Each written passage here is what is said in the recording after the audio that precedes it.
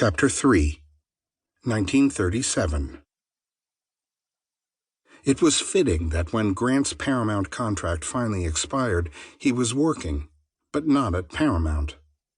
Instead, the studio had loaned him to RKO for Robber Barons, although it would soon be retitled The Toast of New York upon its release in early 1937, a loosely factual biopic of scandalous 19th-century financier James Fisk, with the leading role filled by Edward Arnold. Arnold was one of those rare Hollywood stories of a successful character actor finding himself elevated to top billing.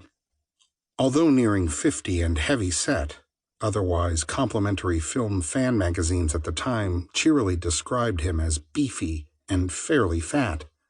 He was far from anyone's ideal of a silver screen leading man, which was why producer Edward Small cast Grant in the film, so that Grant could provide the sex appeal.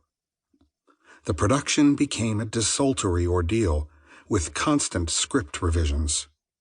Yet the story was never more than boilerplate romantic melodrama, with a love triangle between business partners Fisk and Nick Boyd, Grant's character, and Josie Mansfield, played by Frances Farmer.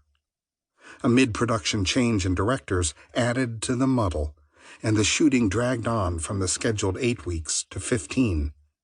Worse still for Grant was the fact that he couldn't develop a personal rapport with his leading lady, Farmer, and they maintained an aloof distance when they weren't romancing one another in front of the camera.